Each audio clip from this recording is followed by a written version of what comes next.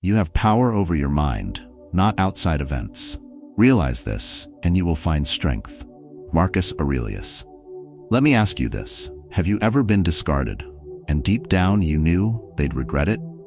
In a world where noise is loud and attention is fleeting, being unforgettable isn't about being the loudest. It's about carrying yourself with quiet confidence, emotional strength, and magnetic self-respect. But here's the truth most men ignore. You were never too emotional. You were just hard to control. You weren't weak, you were underestimated. We've been trained to perform, to please, to chase, to explain. But Stoicism teaches the opposite. Master yourself. Build quiet power. Detach from their judgment. Become whole before you're chosen. This video is not about becoming better for them. It's about becoming unshakable for yourself. Inside, you'll discover 7 ways to become the kind of man they remember long after you've gone. The man whose energy lingers. The one who no longer begs, chases, or apologizes. Because he chooses. He builds. He evolves. If you've ever felt invisible, overlooked, or too much for the world, you're not alone. You're just becoming rare. And rare men are remembered. So stay with me. Tap that like button if this message already speaks to you, and subscribe for more Stoic motivation built for men who refuse to settle. Let's rebuild you from the inside out, in silence, in strength, in truth. 1. Be authentically yourself. Stop performing. They never regretted losing the version of you that was edited, agreeable, and easy to digest. They only start to regret when they realize they never actually knew you, because you were too busy playing a role you thought they'd love. That's the curse of performing. You become so good at wearing the mask, you forget who's underneath it. And when they walk away, you don't just lose them, you lose your grip on who you were trying to become. We live in a world obsessed with appearance, not just physical, but emotional. Men are trained early.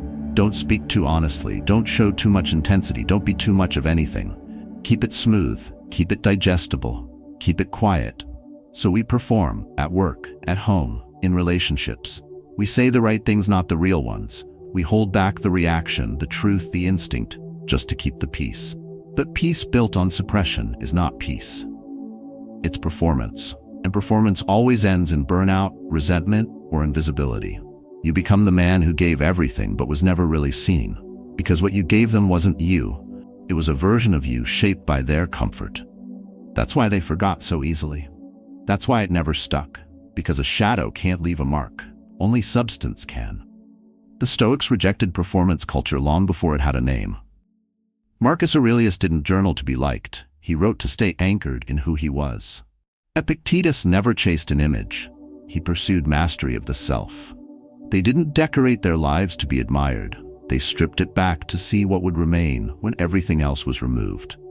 And what remained was presence. Discipline. Command. What makes a man unforgettable is not perfection, it's presence. The kind of presence that doesn't beg to be validated, but demands respect in silence. When you walk into a room and you're not trying to impress, yet they still feel the weight of your focus. That's not performance, that's substance. That's identity that has stopped explaining itself. And in a world of men performing, the one who doesn't becomes magnetic. But stepping into that takes a risk. It takes discomfort. Because it means you will be misunderstood by the people still addicted to your performance. They'll say you changed, you became distant, you stopped pleasing. And they'll be right.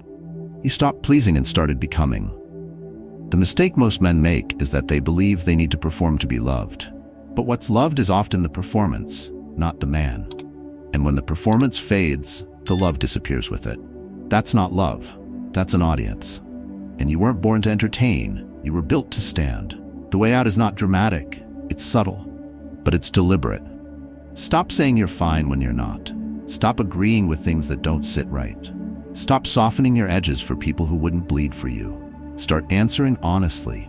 Start letting silence do the explaining. Start saying less but meaning more. Because when you stop performing, something rare happens. You're no longer one of many, you become one of one. You don't blend. You don't adapt, you hold, you anchor, and that is the man they never forget. Not because you tried to be memorable, but because you were finally real. Start here. Pick one moment today where you'd normally perform. Smile falsely, nod passively, silence your truth. Don't. Let the real man answer, not with arrogance, with presence.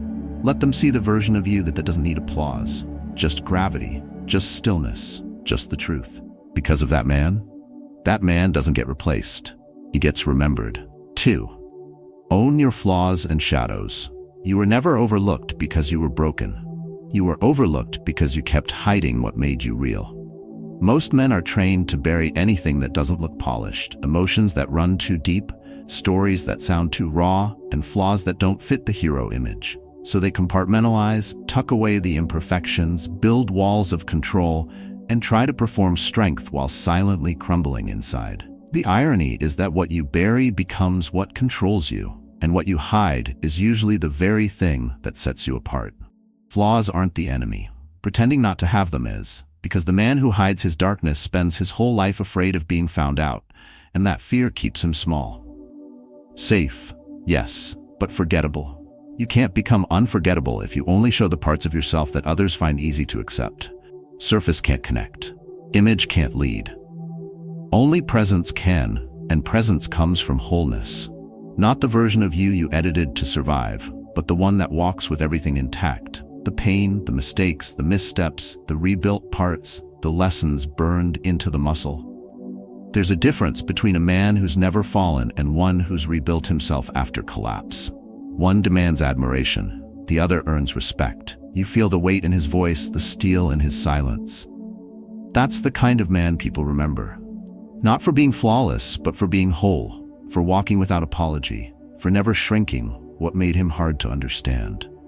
In a world full of filtered men, the one who brings the unfiltered truth becomes magnetic, not because he tries to, but because no one else dares. The common mistake is assuming strength is the absence of pain, the absence of scars, the absence of fear. But true strength is the man who carries it all and still doesn't flinch. The one who can say, yes, I was shattered, yes, I bled, and no, I'm not ashamed of any of it. That kind of ownership doesn't make you weak, it makes you unstoppable, because there's nothing left they can use against you. You've seen it before. A man walks into a room and people lean in, not because he says much, but because everything about him speaks without effort. That's not charisma. That's internal weight, the kind that only comes from a man who's stopped hiding and started standing. You don't need to fix every flaw. You need to hold them like tools. Use them with discipline. Learn which ones cut through noise and which ones still need refining. But you don't throw them away. You don't amputate parts of yourself just to make others feel comfortable. The Stoics never told you to erase your pain. They told you to master your response, to observe your cracks and walk through the world without masking them. Marcus Aurelius didn't write about strength and comfort. He wrote about fire forged in loss, grief, duty, and war, and still having the clarity to return to what matters. Epictetus lived with a body that was never whole, yet built a mind that nothing could bend. That's presence, that's weight, that's what lasts. So here's your moment of action. Don't wait to be flawless. Don't hold back your presence until you've made peace with every scar. Walk forward now, with the damage, the repair, the memories. When you own all of it, they no longer own you. And when they meet you, the full, unapologetic version of you, they'll know they never stood a chance of replacing what they let go. Because men like that are built, not borrowed, and they don't return. They leave echoes. 3. Set emotional boundaries without apology. They won't tell you this, but every time you say yes when you want to say no, you train the world to disrespect you, not with words, but with access. Not through conflict, but through quiet erosion. Boundaries aren't walls, they're thresholds. They define what gets in, what stays out, and what earns the right to be close. Yet most men hesitate to set them, afraid they'll come across as cold, difficult, or selfish. But what's truly selfish is giving away parts of yourself you don't even own anymore, because you've handed them out to anyone who's smiled at you. Society teaches men to be agreeable, easygoing, accommodating, especially in relationships. You're told to listen, adapt, and avoid conflict. You're applauded for being the nice guy, even when it comes at the cost of your own voice. But being liked is not the same as being respected. And being agreeable is not the same as being safe. Most men don't lose people because they were too strong. They lose them because they were too available, too bendable, too hesitant to draw the line. And eventually, people stop valuing what's always on offer. Scarcity commands attention. Standards command presence. The Stoics weren't passive. They weren't cruel either. They were grounded. They didn't scream their limits. They lived by them. Epictetus said, "Freedom is the only worthy goal in life. It is won by disregarding things that lie beyond our control." What's outside of your control? Other people's reactions to your boundaries. What's inside? Whether you set them anyway. Real strength isn't in volume. It's in the quiet firmness of a man who doesn't ask for permission to protect his energy. The mistake men make is assuming boundaries are confrontation. They're not. Boundaries are clarity, and clarity is respect. A man who doesn't know his limits becomes a man who gets used. Not because others are cruel, but because he never drew the map. So they keep wandering deeper, taking more, assuming silence means consent.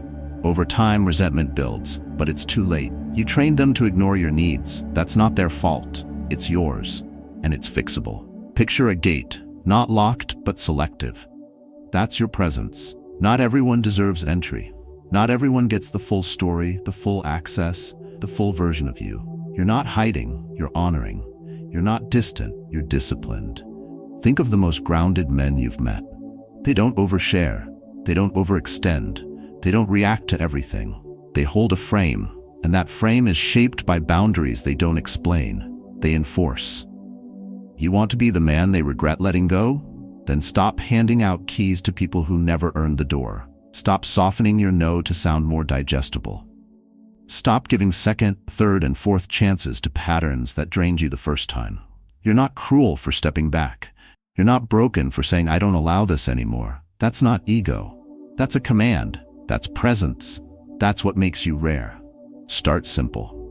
Think of one place in your life where you feel drained, emotionally, mentally, physically. Now ask, what's one boundary I haven't been honoring? Maybe it's time. Maybe it's attention. Maybe it's silence. Reclaim it. Not loudly, not emotionally, just clearly, calmly, without apology, because the man who protects his energy becomes a fortress. And fortresses don't chase, they stand. They don't over-explain, they endure. And they don't need to be loud to be felt. Their presence alone speaks. And that presence once lost is not easily replaced. It's respected. It's missed. It's remembered. 4. Choose who gets access to you. The mistake isn't that they walked away. It's that they thought they could come and go as they pleased. You gave access without a standard. Presence without filter. And in doing so, you train them to expect you without earning you. A man becomes forgettable when he becomes free to reach. There's no weight to what's always available. No gravity to a door left wide open. You weren't rejected because you weren't good enough. You were forgotten because you didn't require them to pay attention. Access is not love, it's a privilege. And privileges are earned through alignment, not attachment. But most men confuse being chosen with being worthy. They wait for permission, for validation, for someone else to decide their value. You've seen it, men rearranging their whole presence to keep a seat at someone else's table. Shrinking opinions, diluting truth, softening edges, hoping if they stay small enough, they won't be pushed away. But what you shrink to keep, you'll resent. What you filter to fit, you'll eventually abandon. Because every time you trade your depth for approval, you lose your voice. And once your voice is gone, so is your presence. The Stoics never waited to be chosen. They didn't audition for worth. They held command. They moved from internal standards, not external noise. A man who knows what he allows does not beg. He filters. He stands at the gate of his life and says, "You may enter, but not everyone gets to stay." That kind of clarity builds power that doesn't need to be announced. It shows in how you move, how you speak, and how quickly you walk away when respect disappears. But to filter access, you must know your capacity. You can't offer the best of yourself to people who only show up for pieces. A man who's always emotionally open to everyone becomes emotionally hollow to himself. He's applauded for being available, but privately he's drained, disappointed, and disrespected. Because he built a life where entry was free and exit had no cost. People respect what they earn. They value what they have to rise to meet. And when there's no standard, there's no reverence, only routine. So shift the frame. Stop asking, "Why didn't they choose me?" And start asking, "Why did I allow someone that careless into my space?" Every relationship is an energy contract. When you sign blindly, you get chaos. When you vet intentionally, you build peace. This doesn't mean becoming emotionally closed. It means becoming strategically open. It means you offer presence with discernment, not desperation. It means you understand that your peace, your time, and your attention are a limited currency. And not everyone pays in full. Imagine your life like a home. The front door shouldn't be wide open to everyone who knocks. Some people stay at the gate, some are welcome inside. Some don't get past the first conversation.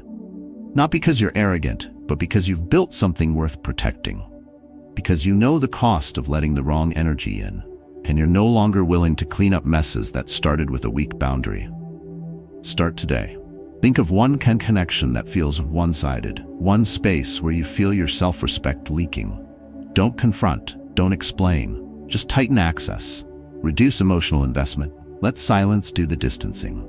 Because the man who filters his life with clarity creates a life filled with respect. And when they realize they no longer have unearned access to you, that's when regret begins. Not because you became cruel, but because you became rare. And rare men are not replaced. They are remembered, quietly, painfully, permanently. 5. Channel your emotions with strength. They taught you to stay calm, but what they meant was stay numb. Don't raise your voice, don't feel too much, don't show them your edge. But suppressing fire doesn't make you stronger, it makes you volatile. Pressure builds, resentment brews, and one day you either explode in a moment you can't take back, or you quietly erode from the inside out. Emotional discipline isn't about denial, it's about command. Not turning off the switch, but holding the wire without letting it burn you. Emotion is energy. Every man feels it. Rage, disappointment, loneliness, desire. The difference is in how he carries it. Weak men dump it, they react, lash out, and collapse. They look for escape or attention. But the man who holds emotion without needing to broadcast it, that man becomes magnetic. There's something about his stillness that speaks louder than words. His calm isn't emptiness, it's containment, like standing near a lit furnace sealed in steel. You feel the heat, but you respect the structure. Society mistakes emotional control for emotional avoidance, and many men confuse being stoic with being dead inside. But true stoicism never asked you to mute your humanity. Marcus Aurelius wrote about fear, grief, and pain, not to hide them, but to observe them. He never said feel less. He said, don't let those feelings rule you. That's the key. You're not weak because you feel. You're weak when you let those feelings decide who you are. Men today are trained to either armor up or shut down. You're told to be a man when you're angry, and man up when you're breaking down. But emotion doesn't make you less of a man. What you do with it does. Think of a soldier standing in formation while chaos erupts around him. He doesn't flinch, not because he doesn't feel the chaos, but because he's been trained to respond, not react. That's emotional strength. Calm in the middle of the noise, precision under pressure. When you train your emotions, you stop handing your power to everything that pokes your ego. You stop arguing to win. You stop chasing apologies. You begin choosing stillness over speed, clarity over reaction. You hear an insult, but you don't respond, not because it didn't touch you, but because you didn't let it move you. And that confuses people. They're used to men who snap, but when they meet a man who breathes through the tension and answers without volume, they don't forget him. They respect him. To get there, you must stop being ashamed of what you feel. You can't control what you won't admit. And the deeper the feeling, the more critical it is to face it directly. Anger means something was crossed. Jealousy means that something you value is at risk. Fear means there's something you're not ready to lose. Don't push it down, pull it in. Translate it into strategy. Let it inform you, not enslave you. Start by catching yourself in the next emotional spike. That moment when someone triggers you, when the old script wants to take over. Instead of reacting, pause. Don't rush to correct them. Don't rush to protect yourself. Breathe once, twice. Anchor your posture. Say nothing if you don't trust your words. That silence, that second, that's where your evolution begins. Because the man who doesn't flinch commands more than the one who yells. And the man who can feel everything but move like still water, that man isn't just respected. He's remembered. He's rare. He's unshakable. And in a world that keeps daring you to explode, Choosing discipline over drama isn't just strength, it's power. Quiet power. The kind that doesn't need permission, explanation, or applause. The kind that doesn't shout to be heard. It's felt instantly, permanently. 6. Build yourself from wholeness, not emptiness. A man who builds from emptiness becomes addicted to being needed. His worth isn't self-contained, it's outsourced. He wants to be noticed, he loves to be loved back. He listens so he can be praised for being good. And every time the response fades, so does his center. That kind of man is easy to take for granted, because nothing about him says, I stand alone. Everything about him whispers, please keep me. Wholeness isn't loud, it's not proud, it doesn't demand attention, it radiates. You feel it when a man walks into a room and he isn't scanning it for approval. He knows his value. He isn't there to prove anything, impress anyone, or chase affirmation. He gives because he has, not because he's lacking. That kind of man doesn't need to be seen to feel complete. He's already filled from the inside out. But most men are taught the opposite. They're told to achieve, acquire, impress, to be validated into confidence. So they climb ranks, chase admiration, and pour into people who barely look back. They confuse external recognition with internal fulfillment, and then they wonder why, even after winning, they still feel hollow. It's because the foundation was built on audience, not alignment. On applause, not principle. Stoicism cuts through this illusion. It says, do not depend on praise to feel powerful. Do not require agreement to trust your judgment. Do not love from a place of need, but from grounded clarity. A Stoic man isn't detached because he's cold. He's detached because he refuses to place his peace in anyone else's hands. He gives freely, but doesn't collapse when others withdraw. His power doesn't drain when he's misunderstood. His center holds. You see this contrast in relationships most clearly. One man texts every hour, scans for replies, and feels anxious when silence lingers. He measures his worth by how wanted he feels. Another man sends a message, leaves it there, and continues living. Not because he doesn't care, but because he's not dependent. One is seeking, the other is steady.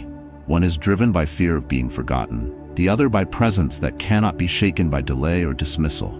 When you build yourself from emptiness, everything becomes a transaction. Love becomes a deal. Time becomes currency for validation. And eventually, you feel used, even if no one meant to use you. You overextend, you overgive, and you start resenting people who never asked you to abandon yourself in the first place. But when you build from wholeness, you give with limits. You help without expectation, and you walk away without collapsing when your standards aren't met. Start recognizing the difference.